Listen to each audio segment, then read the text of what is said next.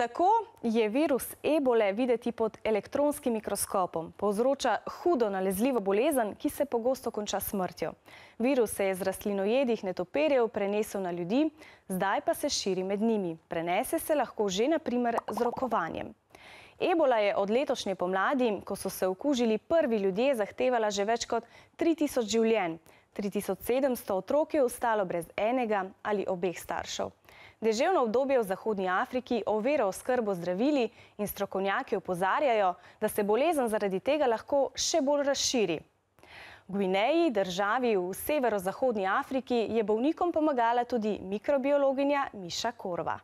Doktorica Korva v svojem laboratoriju danes preučuje viruse mišje mrzlice. Še v začetku poletja pa je v afriški državi Gvineja preverjala kri in slino ljudi, da bi ugotovila, ali je v njih res virus ebole ali gre za kakšno drugo bolezen, recimo malarijo. Laboratorij smo si uredili v šotoru, v sosednjem šotoru so bili bolniki.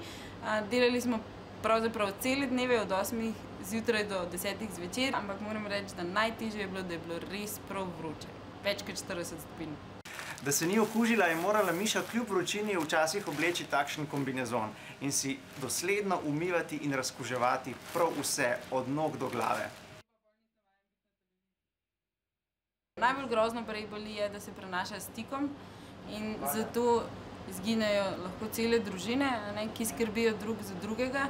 Prav, ko smo mi prišli v Gvinejo, je bil en primer, kjer je od 10 članov preživela samo 6-letna deklica in potem je bilo tej punčki treba razložiti, zakaj je preživela prav ona. In to so takšni zares težki trenutki, kjer noben ne ve, kaj vse vpliva na to, a preživiš neko bolezen ali ne.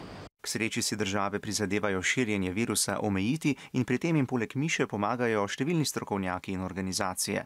Preizkušajo pa tudi že prva zdravila, ki pa za zdaj še niso dovolj učinkovita in varna, da bi jih lahko širše uporabljali. Miša Korva pa si želi v Afriko še kdaj vrniti.